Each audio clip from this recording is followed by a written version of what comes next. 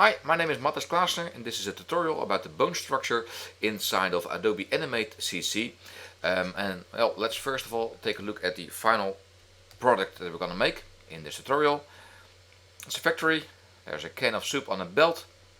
A machine picks it up and puts it on the other belt, and it leaves the screen, and it's looping the animation, of course. And the important part in this tutorial is to know how the bone structure works inside of Animate CC. Well, first of all, I've made the artwork inside of Adobe Illustrator. Of course, working between Adobe Illustrator and Animate is really beautiful. You can just easily make your vector artwork inside of Illustrator and then copy and paste it into Animate. But first of all, I made the artwork in a set of groups. So every link of my machine has become a group, which I can easily convert into symbols inside of Animate CC. And of course, there's the can of soup which I've made, which is enormously important in the animation. So back to Animate again. So I've copied and pasted the machine and the can inside of Animate and added some backgrounds as well, and of course the belt itself. So there's no animation yet in there, but all of these objects, all of these groups that I've pasted, I've already converted them to symbols. So I've right-clicked the objects and then converted it into a symbol, gave it a logical name.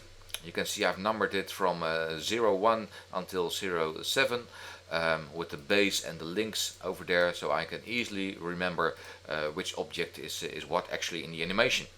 So that's an important part to do before you're going to make the animation with the bone tool. Oh, and then of course there's the bone tool, which I'm going to enable. And then I'm going to click and drag my structure. So I'm going to start with the base of the object and just click and drag upwards to the second link in chain actually, and release the mouse button, and then the second object will pop up in front. Yeah, that's what it does. Actually what it does is bringing the original objects from the original layer into a new layer, so everything is stacking up on each other. But we can rearrange it later on. So I'm gonna click and drag onto the next object, click and drag onto the next joint actually, click and drag next, and then finally to the last rotation point. And then I need to go to these tweezers maybe. So click and drag onto the next object. And then finally what I need to do is not click and drag on the joint again to continue to the next part, because that will give me a wrong link. It will link it to the last object. So I'm not going to do that. Command Z. I'm going to click on the object, not on the joint, just on the object, and then drag and drop it on the final part that I need to do. So this is my structure. It needs to be polished a bit because not everything is working correctly, and of course the arrangement of the objects needs to be altered as well. So what I can do is select one of these objects and move it backward. Of course I can do that with the right click, arrange, and then send to back, but I just love the shortcuts. So there's a shortcut, Shift Command down arrow or Control on the Windows machine, and that will bring it backward in that typical layer. Doing that same thing with a shortcut speeds up the process. So I'm gonna hit Command Shift down arrow, and there we go. So now I'm gonna shift select all the objects that I want to move backwards. So this part of the structure, Command Shift down arrow. This object, well, I'd like to have that one in front. Command Shift up arrow, and the base of the machine needs to be in front as well. Command Shift up arrow, and there you go. That's the structure. Now when I want to move the objects, I need to use the black arrow, and when I select a link and move it around, it works already pretty good, but of course the really solid base of the machine needs to be fixed to the floor. You don't want it to move, so I'm gonna Command Z one step backward and select the object, or actually select the bone. It turns green, and that gives us the properties inside of the properties window. And in this case the rotation is enabled, so we are allowed to enable the base of the machine, but I don't want it, so I'm gonna disable the rotation. And now when I move around the arm of the machine, it will stay fixed and the rest of it will move. Another important part is the rotation point, the pivot of an object. So I'm going to zoom in a bit, hit the spacebar to move it aside a bit, because the rotation point of this object is over here. So this is the midpoint of the rotation. Of course, it needs to rotate around this area. So I need to move the rotation point, the pivot, onto this location. So this type of adjustment has to be done with the free transform tool. So when I select the free transform tool, it shows me the little white dot and I can move it wherever I'd like. I'm gonna do the same with the other tweezer. Select and move the white dot where I'd like it, and maybe check all the other parts if they are correctly placed. Well, I guess so. So that's perfect. Double click the zoom option to see more of the factory. And now when I move my link, it will do precisely what I'd like. So that's perfect. Command C to go back to the original location. And now of course I can animate the arm. But I'd like to know where my machine needs to end up to pick up the can. So I'm going to animate the can at first. It's already been converted to a symbol as well. So I'm going to right click and create a motion tween. And let's move the can from frame number 15. So this is my starting point of the animation.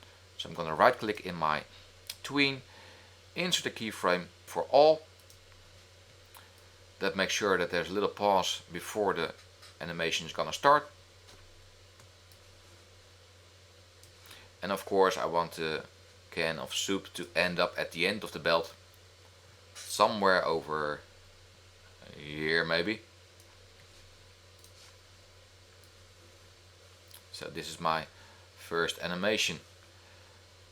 So I need to find a way to animate the machine to pick up the can. So I'm gonna zoom out a bit, fit in window so I can see the whole machine, the whole factory. Of course, insert a pose. So when I right click this tween area of the armature, it will give me not the option to insert keyframes, but it's all about inserting poses into your animation. So this is my starting point. From here on my machine is gonna move. So this is my first insert pose, which I need to do by hand. And then of course I need to have a lot of more frames to play around in with my animation. So I'm going to select something about frame 215, right click, insert frames, and that gives me lots of time to play around in. And let's start with the animation. So I'm going to select one of the elements with my black arrow, the selection tool, move it upward a bit, somewhere like that, and already inserts a pose into my tween over here. So that's perfect. Somewhere over here. Gonna make sure that the machine is right above the can of soup, more or less. Let's alter this one as well.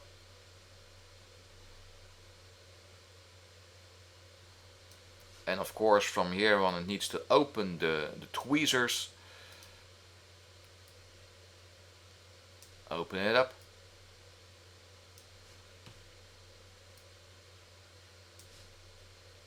And you can see when your animation is prepared perfectly, it's not that hard to animate it anymore. So something like this. And now close down the tweezers. Okay, so now we've got the can. So this is your animation. It's always a good idea to play back the animation and see if it's okay. And now of course I need to pick up the can. There's not an option inside of Animate to link the object to the tweezers in this case. So I'm gonna continue on animating the object and just imagine that the can will follow the machine. So I'm gonna rotate it upwards again.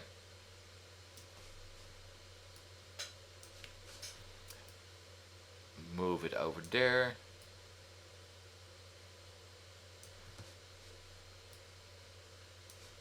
And downwards again, somewhere over there.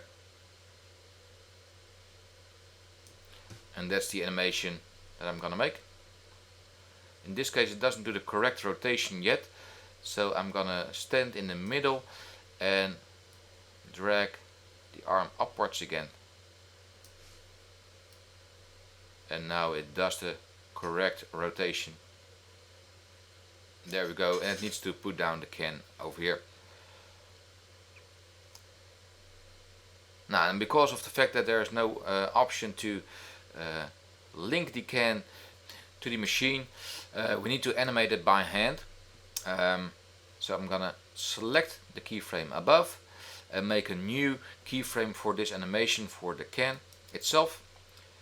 So I'm gonna insert a keyframe for all, just to be sure, and then go one frame further and move the can upwards. One frame further, upwards again, and maybe rotate the can with the free transform tool just a tiny bit. But there's an issue because there's a snap tool on at this moment in time, so it rotates around a certain degrees, and I just wanted to rotate it a little bit. So there's an option for that in view, snapping, and then snap to objects is the thing that bothers me right now. So that one turned off will allow me to just rotate it a little bit, and with my arrows on my keyboard I can adjust the movement. And one frame further, and this will continue on for quite some time. And a way to speed up your process by doing this frame by frame animation actually is using the period and the comma key on your keyboard. So when you hit the period key, it will continue on one frame, and when you hit the comma key, it will go backwards one frame. So that speeds up the process enormously, because you don't have to go to the timeline and play around with the playhead. It's just one click and it's working. So period, period,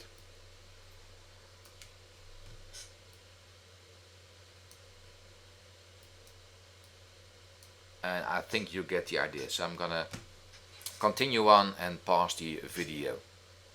So we're now up to the final couple of frames where the machine is about to release the can, and probably over here already the machine can open up.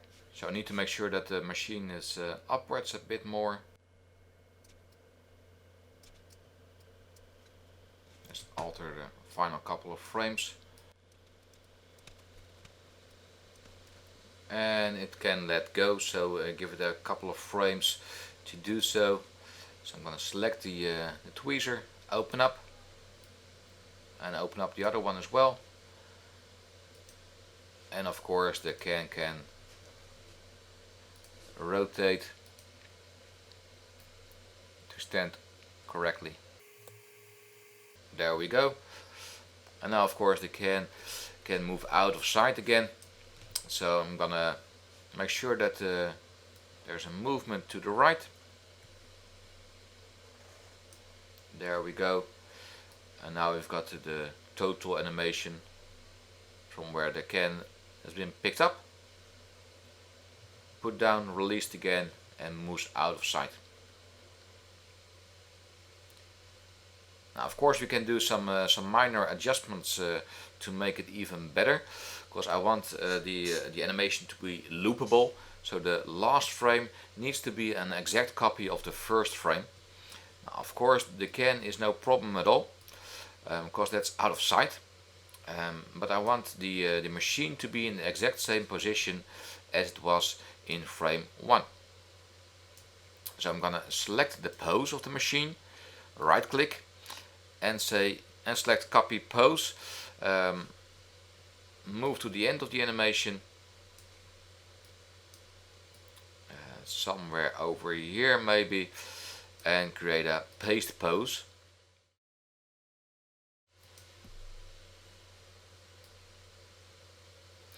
And now the machine will move into its original place and will allow the animation to loop. So Command Enter to test it again. There's the machine.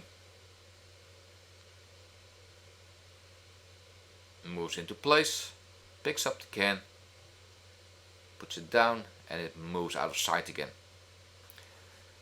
Now, of course, when the can stops, the machine belt itself needs to be stopped as well. And these are movie clips, which are continuously rotating in the animation. So I want them to stop as well, and I'm going to do that with action scripting. So I'm going to insert a new layer, put it on top of all, and call it action, or actions actually. I'm gonna make sure that the right belt doesn't start yet with this animation. So I need to stop this this symbol, which is a movie clip. So when I double click this object, it will have a timeline in it as well, where there's just one rotation. Double click outside again, and I want that animation to be stopped at first. So in my actions layer, in the first keyframe, I'm going to add some actions. So right click, and way below there's an actions option, and I'm going to say, well, this object, this symbol, which I've given a name wheel number 2, an instance name, needs to be stopped. So wheel number 02 needs to dot stop, bracket, and close. And that will make sure that my wheel number 2, the instance name of wheel number 2, will stop and doesn't play until I say so. But of course I want to make sure when it's loopable that my first wheel needs to start. So I'm gonna say, well, wheel number 1 needs to play, bracket, close it down. So wheel number 1 is gonna play, wheel number 2 is gonna stop, and that's basically all for the beginning of the animation. So let's see what happens. Command Enter. Wheel number 1 is playing, and wheel number 2 doesn't do anything. So that's perfect.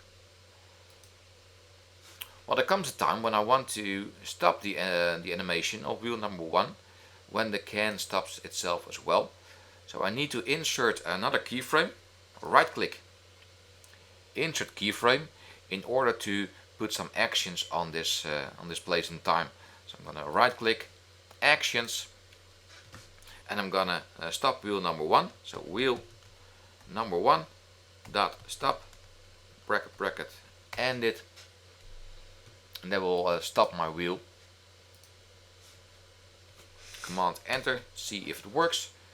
It's always good to test out the animation, and it stops perfectly. On the other end, when the can is gonna start the animation to the right, it needs to rotate as well. So over here, wheel number 2 needs to rotate. So right click, insert keyframe,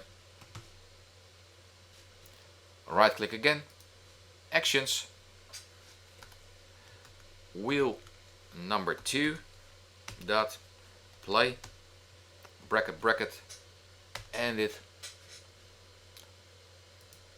and over there wheel number and over there wheel number 2 will play again. So Command Enter, and that will give us this animation. Wheel number 1 is rotating, the arm is picking the can up, opens up, picking up, and it's rotating again. Stops, and now we've got a perfect loopable animation inside of Animate CC based on a bone structure. So pretty cool, and I'm really curious to find out what you're gonna make with this technique. So have fun with Animate CC and see you again in another tutorial. Bye bye!